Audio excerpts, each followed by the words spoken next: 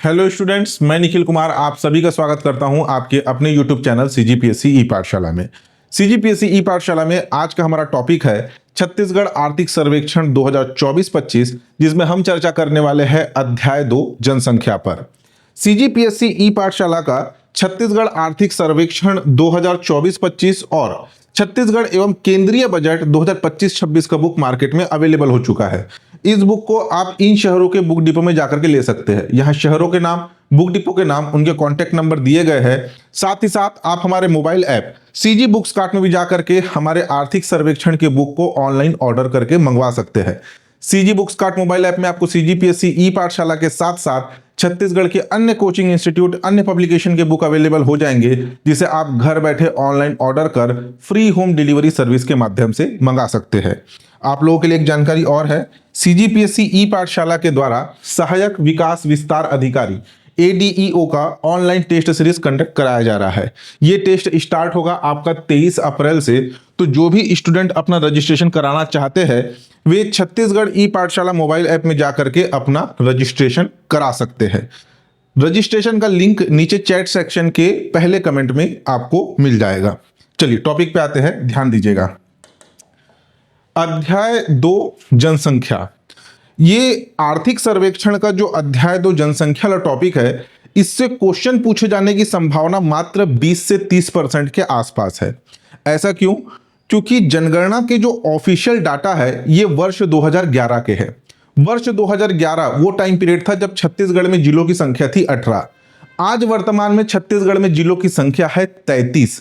ठीक है, हमारे देश में दार्शनिक आधार पर जनगणना होती है, यानी कि 10 सालों में एक बार जनसंख्या या जनगणना के आंकड़े जारी किए जाते हैं। फॉर एग्जांपल 2001 में जनगणना के डाटा आए थे, उसके बाद 2011 में जनगणना के डाटा आए थे, अब 2021 में जनगणना के डाटा आ जाने चाहिए थे, लेकिन 2021 के जनगणना के आंकड़े अभी तक नहीं आए, क्योंकि जो वर्ष 2021 का जो टाइम पीरियड था वो था कोरोना का टाइम। ठीक है, लॉकडाउन लगे हुए थे, सारे के सारे जनगणना वाला जो प्रोसेस है वो रोक दिया गया था और प्रोसेस ऐसा रुका कि अभी तक जनगणना 2021 के आंकड़े जारी नहीं किए गए हैं।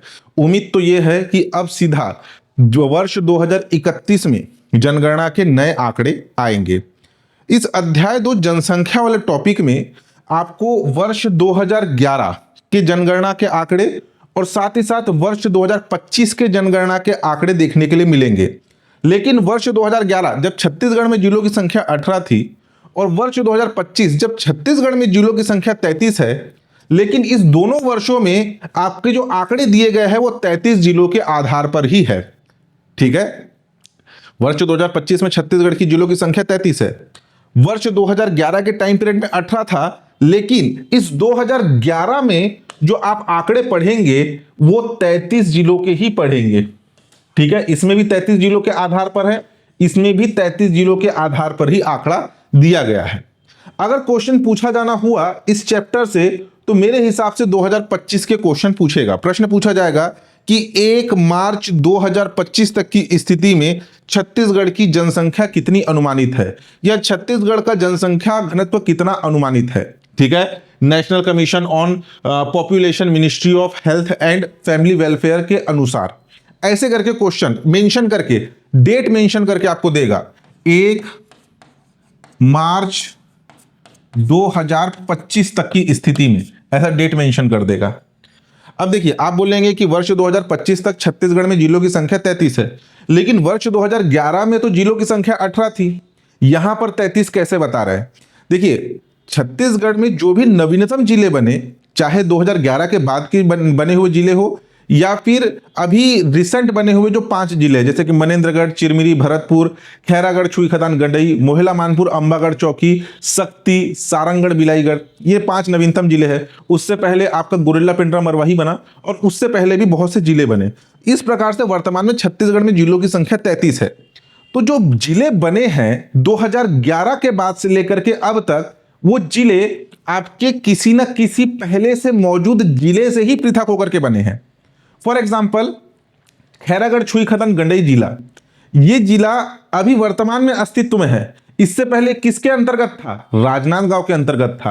राजनांदगांव, अब ये समझ लीजिए 2011 के जनगणना के दौरान राजनांदगांव अस्तित्व में था, और राजनांदगांव के अंतर्गत जो खैरागढ़ छुई खदन गंडई वाला जिला है और जो मोहिला मानपुर अंबागढ़ चौकी वाला जिला है, ये उस समय भी अस्तित्व में था। तो एक तरीके से उस क्षेत्र विशेष के आंकड़ों को अलग करके 2011 का रेफरेंस लेकर के 33 जिलों के आधार पर आंकड़े दर्शाए गए हैं। तो कंफ्यूज मत होना, यहां पे जो 2025 के जो भी डाटा बताऊंगा वो भी 33 जिलों के आधार पर है, और 2011 के जो आंकड़े बताऊंगा वो भी 33 जिलों के आधार पर ही है। जैसे कि मान लीजिए, देखो कंफ्यूज मत होना, ये समझ लो आपका राजनांदगांव जिला है, इससे पृथक होकर के ऊपर खैरागढ़ छुई खदन गंडई जिला बना, इससे पृथक होकर के नीचे मोहिला मानपुर अंबागढ़ चौकी जिला बना, और ये है आपका राजनांदगांव। ठीक है, राजनांदगांव जिला 2011 के समय इसकी आबादी 100 रही होगी। ठीक है, 100 में से अब ये ऊपर वाले हिस्से में 25 लोग, नीचे वाले हिस्से में 50 लोग, बीच वाले हिस्से में 30 लोग निवास करते थे। ठीक है, आपका इसको कर लो 25, इसको 20 कर लीजिए। ठीक है, ये कितना हो गया आपका? टोटल 100 हो गया। तो उसी को अलग कर दिया गया, यानी कि खैरागढ़ छुई खदन गंडई जिले में 2011 में 20 आबादी रही होगी। ठीक है, राजनांदगांव वाले जिले में 30 आबादी रही होगी, मोहिला मानपुर वाले उसमें 50 आबादी रही होगी। ये अनुमान है। ठीक है, 2011 वाला अनुमान है और 2025 वाला वास्तविक आंकड़ा है 33 जिलों के आधार पर। ठीक, कंफ्यूजन नहीं रहेगा ना? अब देखिए, अब एक एक करके डिटेलिंग करते हैं, ध्यान समझिएगा। सबसे पहले टेबुलेशन फॉर्म पे कुछ इंपॉर्टेंट आपके आंकड़े हैं जिसको आपको डायरेक्ट याद रखने हैं। छत्तीसगढ़ की कुल जनसंख्या, अगर 2011 के आधार पर छत्तीसगढ़ की जनसंख्या की बात करें तो छत्तीसगढ़ की आबादी वर्ष 2011 में थी 2,55,45,000। ये कब थी? वर्ष 2011 के जनगणना के आधार पर। और 1 मार्च 2025 तक की स्थिति में छत्तीसगढ़ की वर्तमान जनसंख्या है 3,08,67,000। 3,08,67,000 1 मार्च 2025 तक की स्थिति में। ठीक, जनसंख्या घनत्व, जनसंख्या घनत्व क्या होता है आगे हम डेफिनेशन भी देखेंगे। किसी क्षेत्र विशेष में प्रति वर्ग किलोमीटर क्षेत्र में निवास करने वाले लोगों की संख्या, यह कहलाता है आपका जनसंख्या घनत्व। ठीक है, प्रति वर्ग किलोमीटर की आबादी जो है जनसंख्या घनत्व के अंतर्गत काउंट होती है। तो छत्तीसगढ़ का जनसंख्या घनत्व वर्ष 2025 में वर्तमान में है 228। ठीक है, 228, यानी कि छत्तीसगढ़ के प्रति वर्ग किलोमीटर क्षेत्रफल में 228 लोग निवास करते हैं। वहीं वर्ष 2011 में था वो 189। ठीक है, कितना था? 189 जनसंख्या घनत्व था। वर्तमान में कितना है? 228, 228 है। उसके बाद नेक्स्ट है आपका लिंगानुपात, यानी कि सेक्स रेशियो। लिंगानुपात का क्या होता है कि प्रति 1000 पुरुषों की तुलना में महिलाओं की संख्या कितनी है। छत्तीसगढ़ में अगर हम बात करें 1000, किसी क्षेत्र विशेष में 1000 पुरुषों के ऊपर कितनी महिलाएं हैं, 1000 पुरुषों की तुलना में महिलाओं की संख्या कितनी है। ठीक है, ये उस क्षेत्र में लड़कियों की स्थिति, महिलाओं की स्थिति को दर्शाता है। तो छत्तीसगढ़ का लिंगानुपात वर्ष 2011 में था 991। एग्जाम में बहुत बार का पूछा गया प्रश्न है। छत्तीसगढ़ का लिंगानुपात वर्तमान में पहुंच गया है 2025 में 994। पहले था 991, अब है 994। कितने की वृद्धि हुई है? +3 पॉइंट की वृद्धि इसमें हुई है। अब 0 से 6 वर्ष आयु तक लिंगानुपात। ठीक है, ये तो आपका ओवरऑल लिंगानुपात हो गया। ये आप इसको समझ सकते हैं शिशु वर्ग में 0 से 6 वर्ष आयु वर्ग तक लिंगानुपात। अगर हम बात करें तो 2011 जनगणना के आधार पर छत्तीसगढ़ का लिंगानुपात था 969। ठीक है, 969, 969। वर्तमान में कितना है? 963। ये लिंगानुपात कम हुआ है। ठीक, साक्षरता दर यानी कि लिटरेसी रेट, साक्षरता दर कितना है छत्तीसगढ़ का? वर्ष 2011 के जनगणना के आधार पर छत्तीसगढ़ का साक्षरता दर 70.28%, 70.28% था। एग्जाम में पूछा गया बहुत बार का प्रश्न। अगर आज भी प्रश्न पूछा जाता है कि जनगणना 2011 के आधार पर छत्तीसगढ़ का साक्षरता दर कितना है, तो वो है 70.28%। 1 मार्च 2025 तक की स्थिति में छत्तीसगढ़ की साक्षरता दर कितनी है? 75.08%। ज्यादा चेंज नहीं हुआ, मात्र 5% का चेंजेस हुआ है पिछले 15 सालों में। ठीक, अगर बात करें पुरुष साक्षरता दर की, यानी कि मेल लिटरेसी रेट, पुरुष वर्ग का साक्षरता दर वर्ष 2011 में था 80.27%। ये भी एग्जाम में आया हुआ प्रश्न है, पुरुष साक्षरता दर और महिला साक्षरता दर। वर्ष 2025 में छत्तीसगढ़ का पुरुष साक्षरता दर है 82.75%। ठीक, महिला साक्षरता दर की अगर हम बात करें, फीमेल लिटरेसी रेट की, तो वर्ष 2011 में था 60.24%। वर्तमान में महिला साक्षरता दर है 67.40%, 67.40%। काफी बड़ा चेंज हुआ है, 7% के आसपास का चेंजेस इसमें हुआ है। पुरुष साक्षरता दर में मात्र 2% के आसपास, 2.7% के आसपास हुआ है। महिला साक्षरता दर में काफी चेंजेस हुआ है, 7% के आसपास। ठीक, उसके आगे नेक्स्ट है किशोर जनसंख्या प्रतिशत और युवा जनसंख्या प्रतिशत। किशोर जनसंख्या प्रतिशत और युवा जनसंख्या प्रतिशत, ये 2011 के जनगणना में ये आंकड़े नहीं आए थे, 2025 में ये आंकड़े हैं। किशोर वर्ग जिसको आप यंग जनरेशन और युवा वर्ग जिसको यूथ जनरेशन कहा जा रहा है। किशोर वर्ग के अंतर्गत 10 से 19 वर्ष आयु वर्ग के लोगों को काउंट किया जाता है। ठीक है, ऐसे आयु वर्ग जो कि 10 से 19 वर्ष के बीच में है, उन्हें किशोर के अंतर्गत काउंट किया जाता है, और युवा वर्ग जो कि 15 से 29 वर्ष आयु के अंतर्गत आते हैं। अगर आप देखेंगे तो 10 से 19 और 15 से 29, इसके बीच में 15 से 19 वर्ष आयु वर्ग दोनों में कॉमन है। आगे इसको और हम डिटेलिंग करेंगे। तो वर्ष 2025, 1 मार्च 2025 तक की स्थिति में छत्तीसगढ़ में किशोर जनसंख्या प्रतिशत है 21.19%, और 1 मार्च 2025 तक की स्थिति में छत्तीसगढ़ में युवा जनसंख्या प्रतिशत है 29.80%, 29.80%। पहले ये ओवरऑल याद रखना है। ठीक, आगे हम जिलों के आधार पर भी देखेंगे। ठीक है, नेक्स्ट देखिए, नेक्स्ट है आपका जीवन प्रत्याशा, लाइफ एक्सपेक्टेंसी। ये क्या होता है? जीवन प्रत्याशा यानी कि किसी देश में किसी व्यक्ति की या किसी क्षेत्र में निवास करने वाले लोगों की औसत जीवन काल कितनी है। ठीक है, अगर आगे हम डेफिनेशन देखेंगे, लेकिन अगर मोटा मोटा आपको बताऊं कि किसी क्षेत्र विशेष में या किसी देश में निवास करने वाले लोगों की औसत जीवन काल कितनी है, यानी कि एवरेज, औसतन उस क्षेत्र में कितने आयु तक लोग जीवित रहते हैं। अब ये जीवन प्रत्याशा क्या दर्शाता है? जीवन प्रत्याशा उस देश की, उस क्षेत्र विशेष की मेडिकल फैसिलिटी को दर्शाता है। अगर किसी देश की मेडिकल फैसिलिटी अच्छी होगी तो उस देश में कोई व्यक्ति जो निवास कर रहा है, अगर वो बीमार पड़ता है या उसका कोई क्रिटिकल कंडीशन आता है, तो उसकी मेडिकल फैसिलिटी के माध्यम से उसे फिर से ठीक किया जा सकता है। ठीक है, ये चिकित्सकीय सुविधा को दर्शाता है। तो ध्यान दीजिएगा, यहां पे आप डेफिनेशन देखेंगे, किसी देश के लोगों के जीवित रहने की औसत अवधि जीवन प्रत्याशा कहलाती है, लाइफ एक्सपेक्टेंसी कहलाती है। ठीक, एक आपके एक देश है जिसमें कोई व्यक्ति कितने अवधि तक औसतन जीवित रह सकता है। ठीक, जीवन प्रत्याशा यह एक व्यक्ति के औसत जीवन काल का अनुमान है, स्वास्थ्य स्तर का संकेतक है। ठीक है, वही मेडिकल फैसिलिटी का। जीवन प्रत्याशा से यह पता चलता है कि किसी देश या क्षेत्र में स्वास्थ्य सेवाएं कितनी प्रभावी है। ठीक है, यदि जीवन प्रत्याशा अधिक है, इसका अर्थ वहां पे चिकित्सा सुविधा अच्छी है। अब यहां पे आपको कथन आधारित प्रश्न पूछ सकता है कि किसी देश की जीवन प्रत्याशा के आधार पर क्या अनुमान लगाया जा सकता है? शिक्षा के स्तर का, या गरीबी के स्तर का, चिकित्सकीय सुविधा के स्तर का। ठीक है, ऐसे क्वेश्चन बन सकते हैं। तो याद रखना, जहां जीवन प्रत्याशा आया वहां पर चिकित्सकीय सुविधा, मेडिकल फैसिलिटी, ये जो है पता चलता है जीवन प्रत्याशा के आधार पर। ठीक, जैसे देखिए, अगर किसी देश में जीवन प्रत्याशा अधिक है तो इसका अर्थ है कि वहां पे चिकित्सकीय सुविधा अच्छी है और बीमारियों की रोकथाम प्रभावी है। वहीं इसके विपरीत अगर किसी देश की जीवन प्रत्याशा कम है, मतलब वहां की चिकित्सकीय सुविधा अच्छी नहीं है, बुरी हालत में है चिकित्सकीय सुविधा।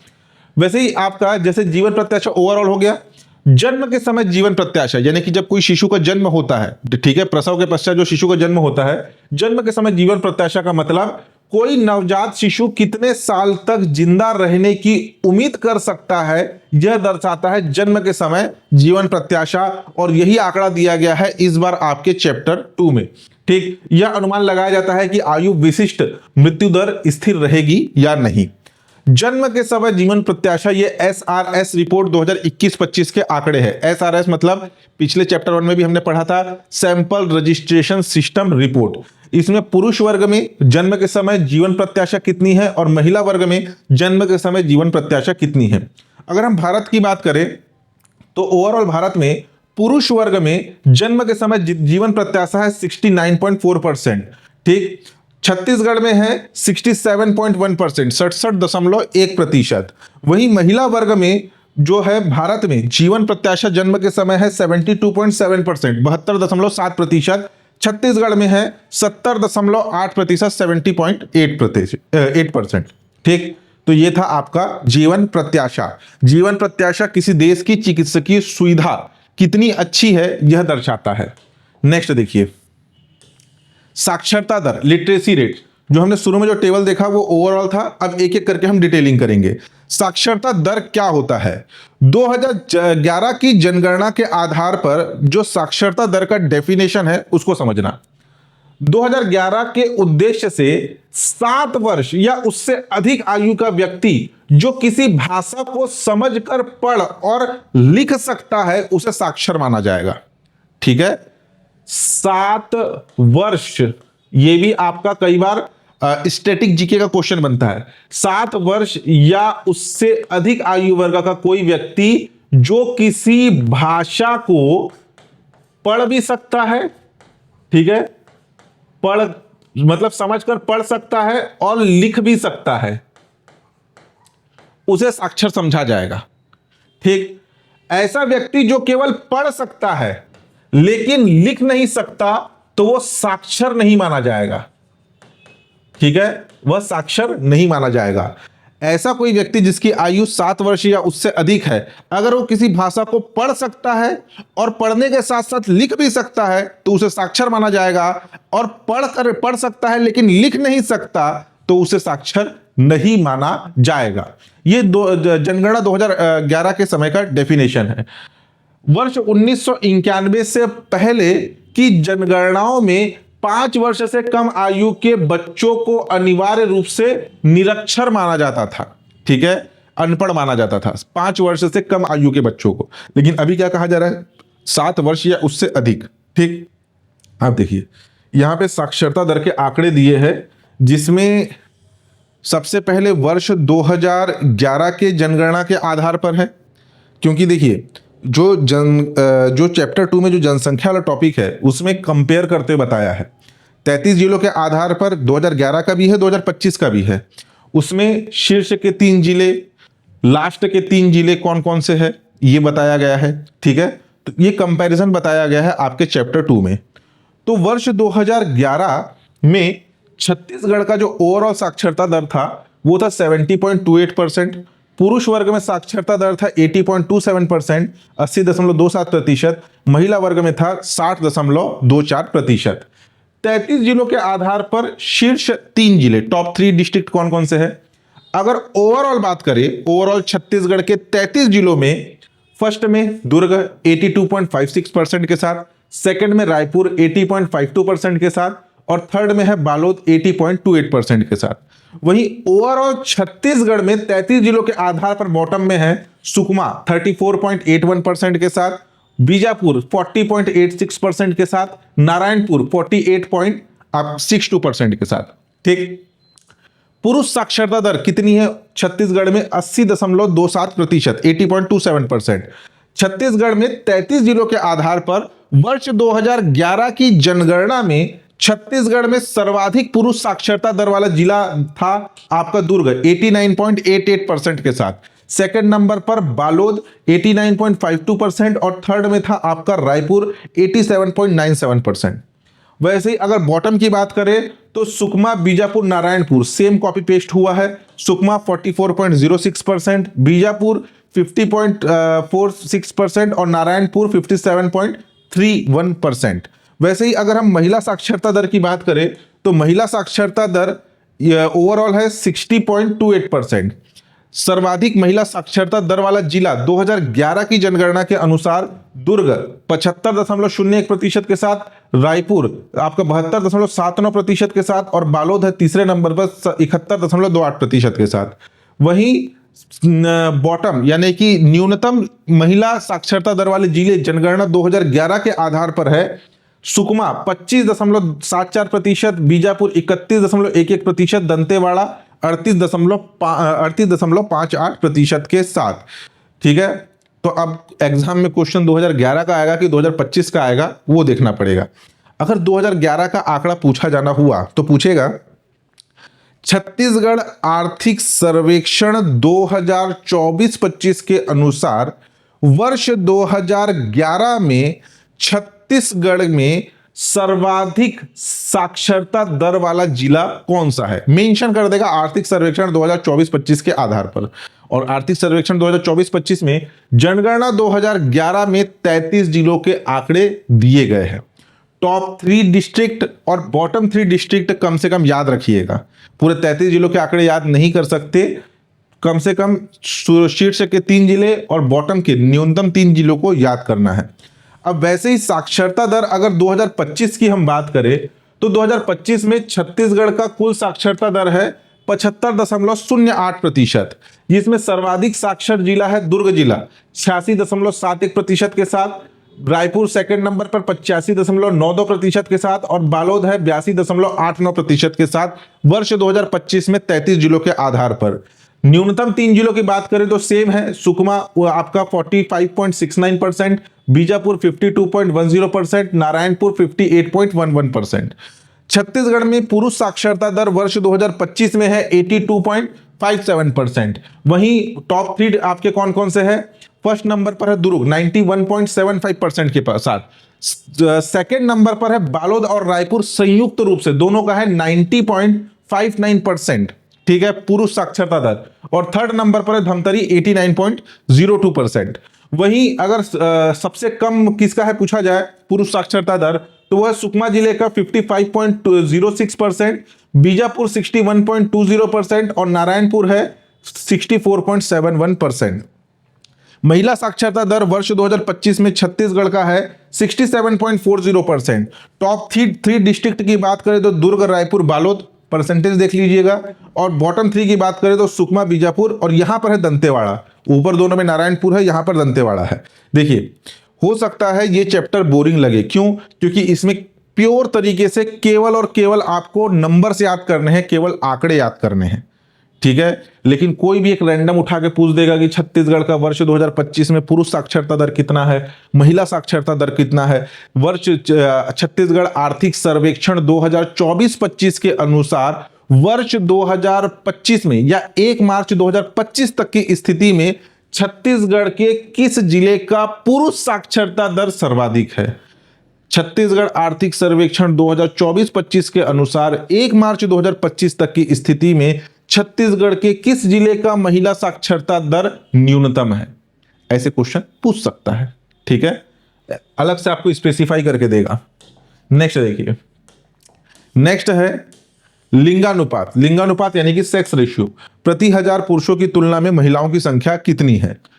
जन्म के समय लिंगानुपात प्रति 1000 पुरुषों पर पैदा होने वाली महिलाओं की संख्या, ये लिंगानुपात या सेक्स रेशियो कहलाता है। यह किसी जनसंख्या के लिंगानुपात को मापने का एक महत्वपूर्ण संकेतक है। अगर हम बात करें आपके वर्ष 2011 की, ठीक है, देखिए यहां पर भी शीर्ष 3 जिले, न्यूनतम 3 जिले 33 जिलों के आधार पर दर्शाया गया है। सबसे पहले वर्ष 2011 में लिंगानुपात, देखिए ये ना सारा चार्ट, सारा टेबल और जो आप बुक फॉलो कर रहे हैं, हमारा जो CGPSC ई पाठशाला का जो आर्थिक सर्वेक्षण का जो बुक आता है, उस बुक को बनाने में काफ़ी मेहनत लगता है। नो डाउट गवर्नमेंट का इकोनॉमिक सर्वे मार्केट में फ्री ऑफ कॉस्ट अवेलेबल है, लेकिन जो पैटर्न से हमने बुक में चीज़ों को सिस्टमेटिक फ्लो चार्ट के थ्रू टेबुलेशन फॉर्म में क्लासिफाइड तरीके से दर्शाया है, वो चीज़ें मार्केट में आपको नहीं मिलेगी। साथ ही साथ मार्केट में बहुत से ऐसे पब्लिकेशन है जो हमारे कंटेंट को चोरी करने का प्रयास करते हैं। क्यों? क्योंकि हमारा जो ई पाठशाला का जो आर्थिक सर्वेक्षण का बुक है वो सर्वाधिक आपके मतलब एक तरीके से बेस्ट सेलर बुक है आपके इकोनॉमिक सर्वे के मामले में, और उसी चीज को तोड़ने का प्रयास करते हैं छत्तीसगढ़ के बहुत से पब्लिकेशन, बहुत से नामी गिरामी पब्लिकेशन है, वो ये मार्केट में इकोनॉमिक सर्वे के मामले में आना चाहते हैं, इसमें अपना बुक लाना चाहते हैं, लेकिन वो क्या करते हैं, पूरा का पूरा जिस पैटर्न में हमने चीज़ों को दर्शाया है, जो प्रेजेंटेशन हमने रखा है, वही प्रेजेंटेशन को टू दी कॉपी करने का प्रयास करते हैं, लेकिन फिर भी पूरी तरीके से कॉपी नहीं कर पाते हैं। ठीक है, तो ऐसे चोरों से बचिएगा, और ऐसे कोई चोरी भी करता है तो आप मुझे टेलीग्राम के थ्रू, व्हाट्सएप के थ्रू इन्फॉर्म कीजिए, उनकी क्लास हम अलग से लगाएंगे। ठीक है, क्योंकि ऐसे अपने मेहनत को मैं चोरी होने नहीं दूंगा, काफी मेहनत लगता है इन चीजों को अलग अलग नोट डाउन करने में। ठीक है, देखिए लिंगानुपात, अगर लिंगानुपात की बात करें, यहाँ पे 2 लिंगानुपात दिया गया है, एक सकल लिंगानुपात और दूसरा दिया है 0 से 6 वर्ष आयु में लिंगानुपात। सकल लिंगानुपात छत्तीसगढ़ का जो ओवरऑल लिंगानुपात है वो है आपका 991, और इस सकल लिंगानुपात में शीर्ष 3 जिले हैं वर्ष 2011 की जनगणना के अनुसार। कोंडागांव 1033 के साथ, यहां पे समझ रहे हो, 1000 पुरुषों की तुलना में महिलाओं की संख्या, यानी कि 1000 पुरुषों की तुलना में 33 अधिक है महिलाओं की संख्या। तो कोंडागांव जिले में लिंगानुपात की स्थिति काफी अच्छी है। सेकंड नंबर पर है मोहेला मानपुर अंबागढ़ चौकी। देखिए हम पढ़ रहे हैं जनगणना 2011, उस समय मोहेला मानपुर अंबागढ़ चौकी जिला अस्तित्व में था ही नहीं, लेकिन उसके आंकड़े दिए गए हैं। ठीक है, मोहेला मानपुर अंबागढ़ चौकी जिला जिसकी लिंगानुपात है 1027, और तीसरे नंबर पर दंतेवाड़ा 1023 के साथ। अगर न्यूनतम जिलों की बात करें तो रायपुर में 963, 1000 पुरुषों की तुलना में 963 महिलाएं, बिलासपुर में है 964 और मनेन्द्रगढ़ में है 965। ठीक है, 63, 64, 65। रायपुर में सबसे कम लिंगानुपात है। क्यों? क्योंकि आपका रायपुर जो है छत्तीसगढ़ का कैपिटल है। बहुत से पुरुष वर्ग कमाने के तलाश में, रोजगार की तलाश में पहुंचते हैं कहां? आपके रायपुर में। तो रायपुर में पुरुष आबादी ज्यादा है, इसलिए प्रति 1000 पुरुषों की तुलना में महिलाओं की संख्या कम है, इसलिए यहां का लिंगानुपात कम है। चाहे रायपुर हो चाहे बिलासपुर हो, ये छत्तीसगढ़ के आपके काफी विकसित जिले हैं। ठीक, 0 से 6 वर्ष आयु वर्ग में लिंगानुपात, छत्तीसगढ़ का वर्ष 2011 में लिंगानुपात रहा 969। ठीक, अगर टॉप 3 डिस्ट्रिक्ट की बात करें तो पहले नंबर पर दंतेवाड़ा 1012 के साथ, दूसरे नंबर पर कोंडागांव 1006 के साथ, तीसरे नंबर पर सुकमा 997 के साथ।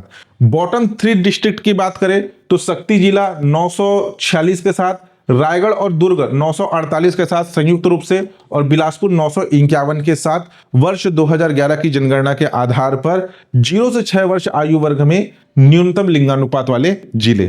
ठीक, अब बात करेंगे हम 2025 की। तो वर्ष 2025 में 1 मार्च 2025 तक की स्थिति में छत्तीसगढ़ का सकल लिंगानुपात है 994, जिसमें से सर्वाधिक लिंगानुपात है कोंडागांव जिले का 1051, सेकंड नंबर पर है बालोद 1031, और तीसरे नंबर पर है दंतेवाड़ा 1029 के साथ। ठीक, जांजगीर चांपा जिले का लिंगानुपात सबसे कम है 33 जिलों के आधार पर 966। ठीक, मुंगेली का है 968, बिलासपुर का है 969। ये सकल लिंगानुपात है, ओवरऑल सेक्स रेशियो।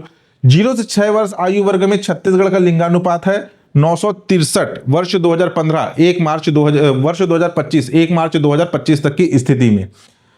तो वर्ष 2025 में 0 से 6 वर्ष आयु वर्ग में सर्वाधिक लिंगानुपात वाला जिला है दंतेवाड़ा जिला 1012, कोंडागांव जिला 1001, और आपका राजनांदगांव जिला 1000। न्यूनतम लिंगानुपात वाला जिला है शक्ति 916, सूरजपुर और सुकमा 919, रायगढ़ 924। ठीक, ये था आपका लिंगानुपात। नेक्स्ट देखिए, छत्तीसगढ़ में धर्म के आधार पर आबादी, ये आंकड़ा भी आपका दर्शाया गया है। छत्तीसगढ़ में हिंदू धर्म के लोग, मुस्लिम धर्म के लोग, ईसाई धर्म के लोग, सिख धर्म के लोग, बौद्ध धर्म के लोग और जैन धर्म के लोगों के आबादी। छत्तीसगढ़ की वर्ष 2011 के जनगणना के आधार पर छत्तीसगढ़ की आबादी जो थी वो थी आपकी 2.55 करोड़। इस 2.55 करोड़ में से 2.38 करोड़ 2.38 करोड़ आबादी हिंदू वर्ग की थी। समझ रहे हो? 2,55,00,000 में से 2,38,00,000 तो केवल हिंदू थे। मुस्लिम वर्ग की आबादी 5.14 लाख, ईसाई वर्ग की आबादी 4.90 लाख, सिख वर्ग की आबादी 70,000, बौद्ध वर्ग की आबादी 70.4 हजार और जैन धर्म की आबादी 61.5 हजार।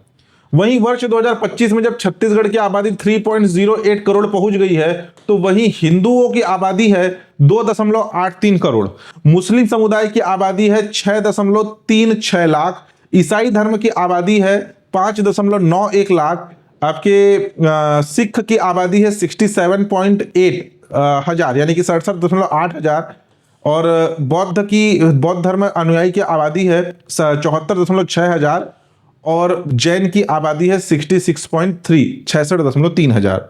क्वेश्चन पूछे जाने की संभावना कम है। मेंस आंसर राइटिंग में अगर कुछ इससे रिलेटेड क्वेश्चन आता है तो 2025 के आंकड़े आप दर्शा सकते हैं। ठीक, ये जो आपका चैप्टर 2 है ना, ये मेंस के लिए थोड़ा सा इंपॉर्टेंट हो जाता है।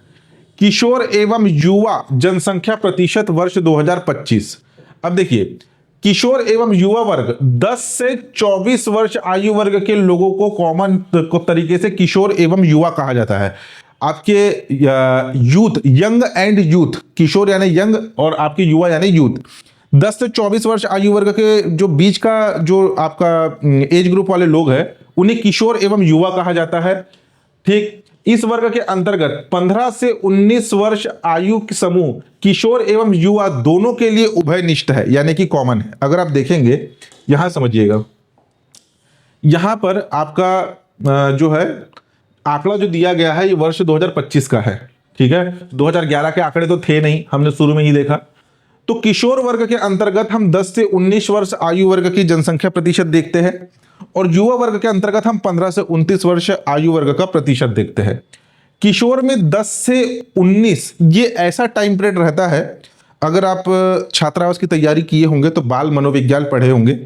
इसमें जो किशोर वर्ग है उनका जो माइंडसेट है, उनकी जो मनोदशा या जो उनकी मानसिकता है, इसमें काफ़ी परिवर्तन आता है, काफ़ी चेंजेस आते हैं। किसी भी चीज़ में काफ़ी सडन डिसीजन, काफ़ी एग्रेसिव बिहेवियर, ये एज ग्रुप रहता है 10 से 19 वर्ष के बीच में। वहीं युवा जनसंख्या प्रतिशत 15 से 29 वर्ष है। 15 से 29 वर्ष हमारे यहाँ जो चाइल्ड लेबर है, ठीक है, बाल मजदूरी 14 वर्ष से कम बाल मजदूर कहलाते हैं। 14 वर्ष से ऊपर के जो आयु वर्ग है वो कहीं भी जॉब करने में या कहीं भी नौकरी करने में, कहीं भी कार्य करने में स्वतंत्र है, यानी कि 14 वर्ष से ऊपर में थोड़ी बहुत जवाबदारियां आ जाती है। तो 15 से लेकर के 29 वर्ष आयु वर्ग को आपके युवा के अंतर्गत भी काउंट किया, यानी कि कार्य करने में सक्षम आबादी है। ठीक, अगर आप देखेंगे तो 10 से 15, ठीक है, 10 से 15 और आप जो आपका आयु वर्ग है 15 से 19 का जो ग्रुप है वो आपके किशोर और युवा दोनों में कॉमन है। ठीक, छत्तीसगढ़ का जो किशोर जनसंख्या प्रतिशत है वो है 21.19%, 21.19%। अगर शीर्ष 3 जिलों की बात करें 33 जिलों के आधार पर, तो छत्तीसगढ़ के शक्ति जिले का किशोर जनसंख्या प्रतिशत सर्वाधिक है, 22.71%। सेकंड नंबर पर जांजगीर चांपा 22.69%। थर्ड नंबर पर है आपका सरगुजा 22.67%। सबसे कम किशोर जनसंख्या वाला जिला है आपका जशपुर 19.19% के साथ। सेकंड नंबर पर है बालोद 19.67% के साथ। थर्ड नंबर पर है कांकेर 19.69% के साथ। युवा अगर जनसंख्या प्रतिशत की बात करें तो छत्तीसगढ़ का युवा जनसंख्या प्रतिशत है 29.80%, 15 से 29 वर्ष आयु वर्ग में। सर्वाधिक युवा जनसंख्या प्रतिशत है मनेन्द्रगढ़ भरतपुर चिरमिरी जिले का 32.64%, कोरबा जिला सेकंड नंबर पर 32.39%, कोरिया जिला थर्ड नंबर पर आपका 32.09%। न्यूनतम युवा जनसंख्या प्रतिशत है कबीरधाम जिले का 28.15%। सेकंड पे है बलरामपुर 28.28% और थर्ड पे है आपका सूरजपुर 28.37% के साथ। तो ये है किशोर और युवा जनसंख्या। इसमें शीर्ष और न्यूनतम जिले से क्वेश्चन पूछे जाने की संभावना कम है, लेकिन प्रश्न पूछा जा सकता है कि छत्तीसगढ़ आर्थिक सर्वेक्षण 2024-25 के अनुसार 1 मार्च 2025 तक की स्थिति में छत्तीसगढ़ की किशोर जनसंख्या प्रतिशत या छत्तीसगढ़ की युवा जनसंख्या प्रतिशत कितना है। तो ये दोनों आंकड़े को कम से कम याद रखिएगा, ठीक है। नेक्स्ट देखिए, नेक्स्ट है जनसंख्या घनत्व, पॉपुलेशन डेंसिटी। ये क्या होता है, जैसे मैंने आपको शुरू में भी डेफिनेशन बताया था, किसी क्षेत्र विशेष में प्रति वर्ग किलोमीटर क्षेत्र में निवास करने वाली जनसंख्या, इसे जनसंख्या घनत्व के अंतर्गत काउंट किया जाता है, पॉपुलेशन डेंसिटी के अंतर्गत। डेफिनेशन देखिए, किसी क्षेत्र विशेष में प्रति वर्ग किलोमीटर में रहने वाले लोगों की संख्या जनसंख्या घनत्व कहलाती है, ठीक है। 1 वर्ग किलोमीटर क्षेत्र में रहने वाले लोगों की संख्या, ये जो आपका यह एक भौगोलिक शब्द है। जनसंख्या घनत्व का इस्तेमाल किसी जगह की आबादी का आकलन करने के लिए किया जाता है। डेफिनेशन क्या है, जनसंख्या घनत्व इक्वल टू व्यक्तियों की संख्या डिवाइडेड बाय भूमि का क्षेत्रफल, यानी कि प्रति वर्ग किलोमीटर। अगर वर्ष 2011 की बात करें हम 33 जिलों के आधार पर, तो ओवरऑल छत्तीसगढ़ का जो आपका जनसंख्या घनत्व था वो था 189, ठीक। और उस समय यानी कि वर्ष 2011 में 33 जिलों के आधार पर सर्वाधिक, देखिए इसमें जनसंख्या घनत्व में टॉप 5 को याद रखना है आपको, शीर्ष 5 जिले और न्यूनतम 5 जिले, क्योंकि इसमें क्या है क्रम अनुसार जमाने के लिए आ सकता है, सर्वाधिक से न्यूनतम ऐसे क्वेश्चन बन सकते हैं। तो सर्वाधिक जनसंख्या घनत्व दुर्ग जिले का 33 जिलों के आधार पर 749, सेकंड नंबर पर है रायपुर 746, थर्ड नंबर पर है बिलासपुर 460। देखिए एकदम सडन ड्रॉप हुआ है, कहां 700 चल रहा था कहां 400 आ गया है। जांजगीर चांपा 435 और शक्ति 400। न्यूनतम 5 जिलों की बात करें तो बीजापुर के प्रति वर्ग किलोमीटर क्षेत्र में, बीजापुर क्या है, ये जंगल वाला क्षेत्र है, यहाँ पे प्रति वर्ग किलोमीटर में मात्र 30 लोग निवास करते हैं। नारायणपुर में भी 30 लोग, सुकमा में 46, मनेन्द्रगढ़ चिरमिरी भरतपुर में 90 और दंतेवाड़ा में प्रति वर्ग किलोमीटर में 100 लोगों की आबादी निवास करती है। वहीं 2025 की अगर हम बात करें तो वर्ष 2025 में छत्तीसगढ़ का जनसंख्या घनत्व है 228। टॉप 5 डिस्ट्रिक्ट कौन कौन से हैं, रायपुर, दुर्ग, बिलासपुर, जांजगीर चांपा। रायपुर 960 के साथ पहले नंबर पर, दुर्ग 848 के साथ दूसरे में, बिलासपुर 602 के साथ तीसरे में, जांजगीर चांपा 520 के साथ चौथे में और शक्ति 494 के साथ 5वें नंबर पर है। वहीं अगर बॉटम 5 डिस्ट्रिक्ट की बात करें तो बीजापुर के प्रति वर्ग किलोमीटर में 32, नारायणपुर में 33, सुकमा में आपका 49, मनेन्द्रगढ़ चिरमिरी भरतपुर में 97 और दंतेवाड़ा में 115 लोग निवास करते हैं प्रति वर्ग किलोमीटर क्षेत्रफल में, ठीक है। नेक्स्ट देखिए, शहरीकरण। शहरीकरण क्या होता है, शहरीकरण व्यक्तियों द्वारा ग्रामीण क्षेत्र यानी कि देहात से शहरी क्षेत्र, कस्बों और शहरों में प्रवास करने का प्रक्रम शहरीकरण कहलाता है। यह प्रवृत्ति सदियों से जारी है, किंतु हाल ही के दशकों में इसमें तेजी आई है, यह कहलाता है शहरीकरण। भारत का शहरीकरण प्रतिशत वर्ष 2025 तक यह था 35.70%, यानी कि भारत की 35.70% आबादी शहरों में निवास करती है। वहीं अगर छत्तीसगढ़ का शहरीकरण प्रतिशत की बात करें तो 1 मार्च 2025 तक की स्थिति में छत्तीसगढ़ का शहरीकरण है 27.76%। दिसंबर 2024 तक की स्थिति में अगर हम यहां की बात करें, यहां पे ध्यान देना, यहां पर देखिए छत्तीसगढ़ में कुल स्थानीय निकाय कितना है, 192। इस 192 स्थानीय निकायों में से 14 आपका नगर निगम है, 54 नगर पालिका परिषद है, 124 नगर पंचायत है। जिलों की संख्या है 33 और तहसीलों की संख्या है आपका 251। ये आपका इकोनॉमिक सर्वे का आंकड़ा है, ठीक है। तहसीलों की संख्या हो सकती है बढ़ जाए या घट जाए, लेकिन आपके गवर्नमेंट के ऑफिशियल इकोनॉमिक सर्वे में दिसंबर 2024 तक की स्थिति में तहसीलों की संख्या 251 लिखा हुआ है। बीच में किसी ने व्हाट्सएप में मुझे मैसेज किया था कि सर अभी जो है नगरीय निकायों की संख्या कहीं पर 184 पेपर में आया हुआ है, कहीं पर 186 आया हुआ है। न्यूज़पेपर में कोई भी आंकड़े आए उससे मुझे कोई लेना देना नहीं है। गवर्नमेंट का ऑफिशियल इकोनॉमिक सर्वे उठा करके देखिए, इकोनॉमिक सर्वे में आपका 192 नगरीय निकाय, जिसमें 14 नगर निगम, नगर पालिका 54 और नगर पंचायत 124 है और तहसीलों की संख्या 251 है दिसंबर 2024 तक की स्थिति में। और पता नहीं मार्च का कोई न्यूज आर्टिकल उठा करके पूछ रहे हैं कि 184 दिया गया है। गवर्नमेंट के आंकड़े को पहले प्राथमिकता दीजिए, ठीक है। प्रश्न पूछ सकता है कि दिसंबर 2024 तक की स्थिति में छत्तीसगढ़ में तहसीलों की संख्या कितनी थी, 251। दिसंबर 2024 तक की स्थिति में छत्तीसगढ़ में कुल स्थानीय निकायों की संख्या कितनी है? 192। ठीक है, ऐसे क्वेश्चन हो सकता है पूछ दे। अब आकांक्षी जिले, छत्तीसगढ़ राज्य में आकांक्षी जिले एवं विकासखंड।